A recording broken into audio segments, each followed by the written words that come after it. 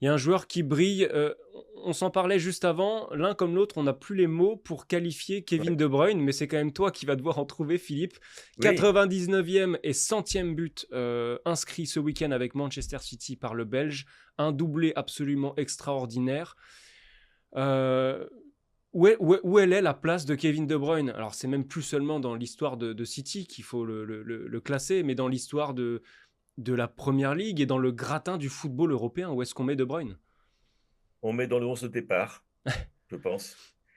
Savoir que, alors d'abord, il faut lui trouver une place, c'est pas nécessairement évident, mais on va lui donner, on lui met une place euh, dans le 11 de départ de Manchester City, ça va de soi. Euh, Au passage, on versera une petite larme enfin une larme de crocodile pour Chelsea qui ont quand même laissé partir ce garçon. Quand même, fallait quand même le faire. Euh, pour ce qui est de la première ligue, je pense qu'il a sa place dans le 11 de départ dans le 11 idéal de la première ligue depuis sa création. Je te dirais même que on pourrait même peut-être prendre l'ensemble ne parlons pas seulement de la première ligue, le football existait avant 1992 Oui.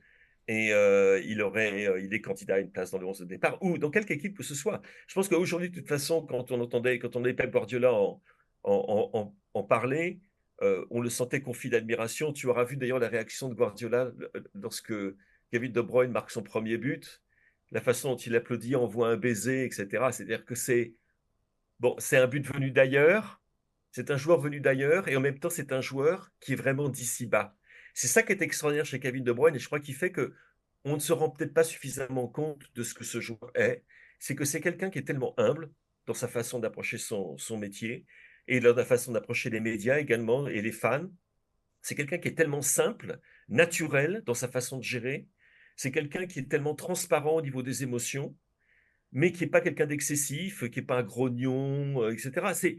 Et du coup, on a du mal à s'imaginer à mettre en rapport cet homme euh, très intelligent, euh, au passage parlant trois ou quatre langues absolument couramment, mais c'est vraiment un homme normal, c'est un homme comme toi et moi, comme tout le monde, mais qui a ce talent absolument extraordinaire, ambidextre au passage, hein, comme on l'a encore vu Ouais. ce week-end, et puis qui va nous marquer 100 buts en 372 matchs alors qu'il joue milieu de terrain.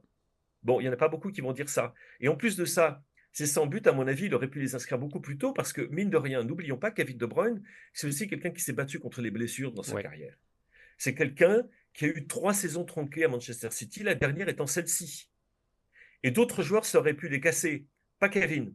Kevin, quand il est revenu de sa longue blessure pour participer à cette campagne de Manchester City, où il pourrait bien être l'élément déterminant, comme il l'a été contre Crystal Palace ce week-end, d'autres joueurs auraient pu être dans un trou noir, la déprime, tout ce qu'on voudra. Pas De Bruyne. De Bruyne, il dit, ben non, je vais profiter de cette blessure pour emmener mes enfants à l'école, vivre une vie normale. Et c'est cette façon d'équilibrer la normalité et j'allais dire l'exceptionnalité qui rend De Bruyne pour moi encore plus grand. Parce qu'il sait tout faire sauf jouer de la tête. Ça, par contre, il n'est pas bon. Ça, il n'est pas bon du tout.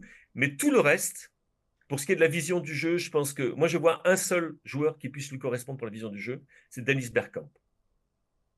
Et quiconque me connaît et me connaît l'amour que je voue à Dennis Bergkamp, c'est que c'est un compliment, ça va très très haut. C'est une forme d'intelligence du jeu qu'on trouve chez les grands meneurs comme Michel Platini, justement, ou Dennis Bergkamp. À mon avis, meilleur qu'Andrea Pirlo, par exemple. Ouais. Mais il est dans cette classe-là. C'est tout simplement extraordinaire. Profitons-en. Il est quand même plutôt jeune, notre Kevin. Il est dans sa 33e année, si je ne m'abuse. Et il ne va pas être éternel, mais on souhaiterait qu'il le soit, parce que très honnêtement, ce qu'il nous a encore offert, ce qu'il nous offre en ce moment, ce qu'il nous offre tous les week-ends, c'est absolument exceptionnel. Et ce qui est invraisemblable, c'est qu'il finira sa carrière sans avoir été footballeur de l'année en Angleterre, alors qu'il est tout simplement l'un des meilleurs joueurs que le football anglais ait jamais connu. C'est ça aussi le paradoxe Kevin De Bruyne. Peut-être un tout petit mot Et pour il finir. n'aura pas été ballon d'or, sauf si jamais, bien évidemment, ils font On le triplé, ne auquel sait cas pas ce que j'espère nous que réserve effectivement cette fin de saison et notamment ce quart contre le Real où il a souvent martyrisé le Real Madrid d'ailleurs, Kevin De Bruyne. Mhm. Peut-être un petit mot parce que tu parlais aussi de Guardiola. On a très souvent loué Pep Guardiola pour sa capacité à faire progresser ses joueurs. Est-ce que c'est ça aussi l'histoire de Bruyne, l'influence de Guardiola? Ou est-ce qu'on prend un peu plus de recul par rapport à ce joueur-là, qui était déjà un excellent joueur avant de rencontrer Guardiola? Alors, il se trouve que moi, je connais des gens qui connaissent le Kevin depuis qu'il a 12 ans, à peu près 12 ans, et qui sont occupés de lui à Genk.